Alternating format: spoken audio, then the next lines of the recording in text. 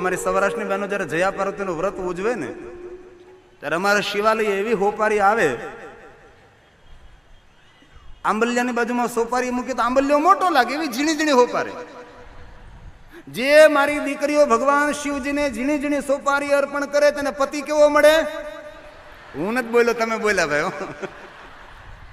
એ સારી સોપારી ભગવાનને અર્પણ કરો.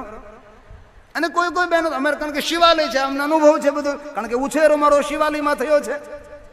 શિવજીનું ખાઈ ખાઈને મોટા થયા છે. શિવ શંકર ભગવાને આરતી ઉતારી. અરે મેં શંકરની નહીં, મારા બાપા, એના બાપા, બાપાના બાપા, આખી પેઢીઓ, અમે દસનામ છીએ, અમે ગોસ્વામી છીએ, આરતી ઉતારી ઉતારીને અમારી પેઢીઓની પેઢીઓ જતી રહી છે. એ શિવાલયમાં અમારો ઉછેર થયેલો છે, એમાં દસનામ છે, અમને અનુભવ છે. એવી સોપારી લાવે, સીધી માળા કરી લો, હડેલી હોપારી. જે દીકરીઓ હડેલી હોપારી ભગવાન શંકરને ધરે તેને પતિ કેવો મળે? હા, હડેલો. માવા ખાતો હોય, તમાકુ ખાતો હોય, બીડી ફૂંકતો હોય, જ્યાં ત્યાં થૂકતો હોય. માવો તમાકુ ખાઈને એકવાર થૂકો ને એટલે આયુષ્ય ઓછી થાય આપણે. કારણ કે શરીર હવાથી ચાલે, પાણીથી ચાલે, અન્નથી ચાલે, પણ લાળથી પહેલું શરીર ચાલે છે, હે ને? લાળ ગ્રંથિ અધરમ મધુરમ. ખારા રે દરિયામાં મીઠી એક વીરડી, એ શું છે? એ લાળ ગ્રંથિ છે. આખું શરીર ખારું, આંસુ ખારા, પસીનો ખારો. લાળ એ મીઠી હોય છે, અને થૂકો એટલે લાળનો વ્યય થાય, જલ્દી માણસ ગરડો બની જાય છે. સાધુ પુરુષ, મહાપુરુષ, વિદ્વાન વ્યક્તિ, જ્ઞાની વ્યક્તિને તમે થૂકતા ન જુઓ. જ્યાં ત્યાં જતા થૂકવું એ તો ગંદી આદત છે. માવા ખાવા વાળા માણસો, તમાકુ ખાવા વાળા માણસો, ઘણા આદત હોય ચાલતા ચાલતા થૂકવાની. આયુષ્ય આપણે ઓછી થઈ જાય, લાળ ગ્રંથિનો વ્યય થાય. તમારે જો બીમાર પડો ને ત્યારે ડોક્ટર પાસે આપણે જઈએ. ડોક્ટર શું કહે? મોઢું ખોલો. ડોક્ટર જોવે કે મોઢામાં લાળ આવે છે, નથી આવતી, લાળ બંધ થઈ જાય એટલે માણસ બીમાર પડે. લાળ ઓછી થઈ જાય, તેની માત્રા ઘટી જાય, માણસ બીમાર પડે. તેથી માવું તમાકુ ખાઈ ખાઈને થૂકીએ તો આપણે આયુ બધી જતી રહે છે. આજના યુવાને માવો ખાય ખાય પોતાની યુવાનીને થૂકી નાખી ખૂણા ભરી દીધા. યુવાનીના થૂકદાની ભરી દીધી. ભગવાન શંકરને કેળા બહુ જ પ્રિય છે. મનથી જયારે ભગવાનની પૂજા કરી ત્યારે મંદિર રૂપાનું મૂર્તિ સોના, મંદિર રૂપાનું મૂર્તિ સોનાની, માળા બાબાને શોભે હીરા મોતીની, માળા બાબાને શોભે હીરા મોતીની, શીશ પર ગંગાની ધાર, મન મારું પાવન શીશ પર ગંગાની ધાર, મન મારું પાવન ભોળા તારા દર્શન મન મારું પાવન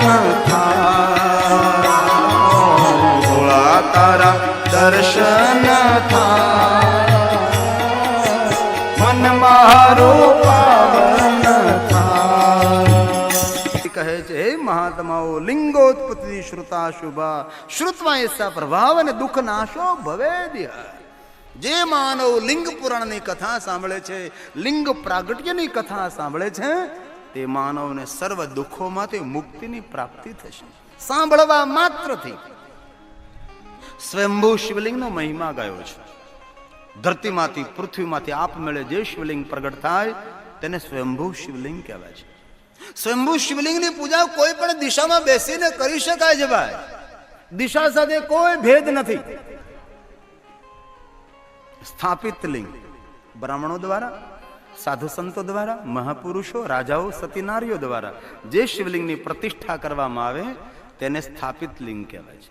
સ્થાપિત લિંગની પૂજા કોઈ પણ દિશામાં બેસી ન થઈ શકે. દક્ષિણ દિશામાં બેસો, ઉત્તર દિશા તરફ દ્રષ્ટિ રાખો, આપ સ્થાપિત લિંગની પૂજા કરો. ન સામે, ન પાછળ, ન જલધારી બાજુ. એક દિશા, દક્ષિણ દિશા, ઉત્તર દિશા તરફ દ્રષ્ટિ, અથવા દિશા ભેદ ન સમજાતો હોય તો જે બાજુ જલધારી વહેતી હોય તેના વિરુદ્ધ દિશામાં બેસી સ્થાપિત લિંગની પૂજા કરવી. આપ 1000 સ્થાપિત લિંગની પૂજા કરો અને જે ફલ મળે એ ફલ એક સ્વયંભૂ શિવલિંગ આપવા માટે સમર્થ છે. તેથી ક્યારેક અવસર મળે તો સ્વયંભૂ શિવલિંગની પૂજા કરવાનો મહિમા છે. તેને 5 શેર નિવેદ અર્પણ કરવું, 2.5 કિલા શેર એટલે 500 ગ્રામ. સ્થાપિત શિવલિંગને 3 શેર નિવેદ અર્પણ કરવું. ચર શિવલિંગ અંગના અવયવોના લિંગના પ્રતીકો માનવા. યંત્રમાં બિંદી કરવામાં આવે બિંદુ લિંગ. આપણા સદગુરુ હોય તેને ગુરુલિંગ કહેવાય. પથ્થરમાંથી ઘડીને બનાવવામાં આવે તેને પાષાણ શિવલિંગ કહેવાય. સપ્ત ગંગાઓમાં પથ્થરો વહેતા વહેતા જતા લિંગાકાર બને તેને બાણલિંગ કહેવાય. તેમાં માં નર્મદાના જલ પ્રવાહમાં જે લિંગો તૈયાર થાય છે તેને નર્મદેશ્વર મહાદેવ કહેવાય છે, તેને બાણલિંગ કહેવાય છે. કોઈ પણ લિંગ લાવો તેની પ્રતિષ્ઠા વિધિ કરવી પડે છે, પરંતુ નર્મદાના જલ પ્રવાહમાંથી લાવેલા લિંગો કોઈ પ્રતિષ્ઠા વિધિ ન કરો તો પણ એ લિંગો પ્રતિષ્ઠિત થયેલા લિંગો છે. તેથી નર્મદાના જેટલા કંકર એટલા બધા જ શંકર છે. તે લિંગનો મહિમા વધારે. તેથી કોઈ પણ ગામમાં શિવાલય આપ બનાવો તો વિનંતી નર્મદેશ્વર મહાદેવ સ્થાપિત કરજો, તેનો મહિમા અધિક કહ્યો છે. સ્ફટિક લિંગ, હીરા જેવા સફેદ પથ્થરમાંથી બનાવવામાં આવે સ્ફટિક શિવલિંગ માનવ માત્ર પૂજા કરી શકે. બહેનો માટે શ્રેષ્ઠ સમજો. ચંદન ઘસી અષ્ટગંધ મિશ્રિત કરી લિંગ બનાવવામાં આવે સુગંધ શિવલિંગ. પુષ્પોને ભેગા કરી પુષ્પોમાંથી લિંગ બનાવવામાં આવે પુષ્પલિંગ. ધન ધાન્યના લોટમાંથી લિંગો બનાવવામાં આવે યવ ગોધમલિંગ. પારાની અંદર અમુક વસ્તુ મિશ્રિત કરીને પારાને બાંધવામાં આવે પારદલિંગ. રેતીનું લિંગ બનાવવામાં આવે બાલુકા લિંગ. રસોમાંથી બનાવવામાં આવે રસલિંગ. સોનામાંથી બનાવવામાં આવે સુવર્ણ શિવલિંગ. ચાંદીમાંથી બનાવવામાં રજતલિંગ. તાંબામાંથી બનાવવામાં આવે તામ્રલિંગ. રત્નોમાંથી બનાવવામાં રત્નલિંગ. ભગવાનને દીપ કરીએ દીપલિંગ. દીપની જ્વાલાલિંગ એટલે જ્યોતિલિંગ. ઘરની અંદર લિંગ રાખે ચલિત લિંગ. હાલતું ચાલતું હરતું ફરતું શિવલિંગ, તેને ચલિત લિંગ કહેવાય છે. ઘરમાં શિવલિંગની પૂજા રાખતા હો તો અંગૂઠાના માપનું લિંગ રાખો અથવા 4 આંગળના માપનું લિંગ. અંગૂઠાનું 2 માપ હરખું જ હોય. તેનાથી મોટું હોય તો તે અપૂંજ ન રહે તેની કાળજી રાખજો.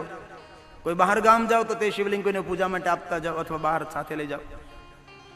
પણ અંગૂઠાના 4 આંગળના માપનું લિંગ હોય તો ક્યારેક પૂજા કર્યા વગરનું ઘરમાં રહે તો વાંધો નહીં. તેની સામે બેસીને પૂજા થઈ શકે છે. ચલિત શિવલિંગ.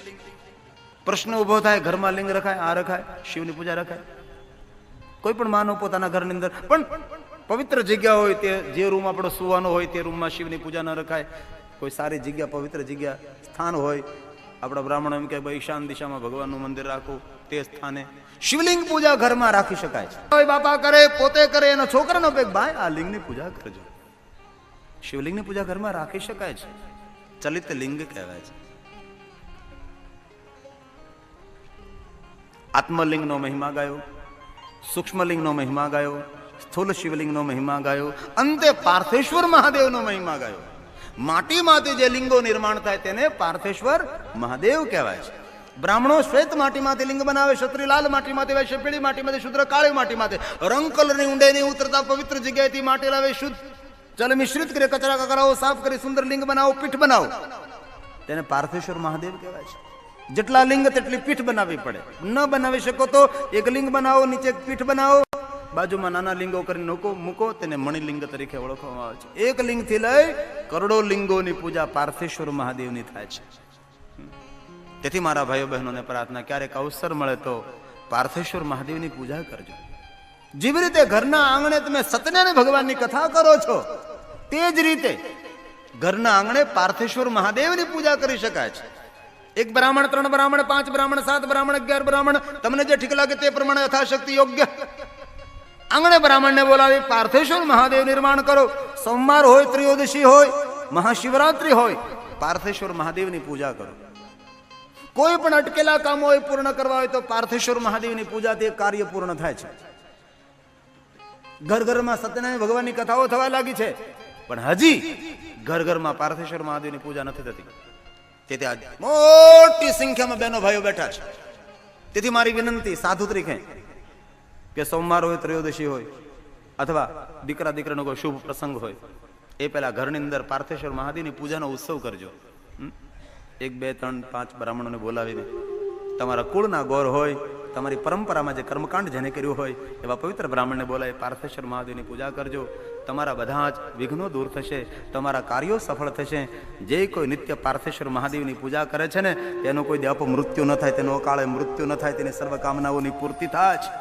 પાર્થેશ્વર મહાદેવની પૂજા કરે છે તેને શ્રાપ લઈ ગયો, શ્રાપ પણ મિથ્યા થાય. અત્રિપુત્ર ચંદ્રને દક્ષે શ્રાપ આપ્યો, ચંદ્રને ક્ષય રોગ થયો. બ્રહ્માએ કહ્યું, ચંદ્ર પ્રભાસ ક્ષેત્રમાં જઈ પાર્થેશ્વર મહાદેવની પૂજા કરો. ચંદ્રએ કરી, ક્ષય રોગમાંથી મુક્તિ મળી. એ છે પાર્થેશ્વર મહાદેવનો મહિમા. શિવ મહાપ્રાણ બોલે છે, જે કોઈ નિત્ય પાર્થેશ્વર મહાદેવની પૂજા કરે. અને વર્તમાન યુગમાં એવા મેં મહાદેવના ભક્તોને જોયા છે કે રોજ પાર્થેશ્વર મહાદેવની પૂજા કરે છે.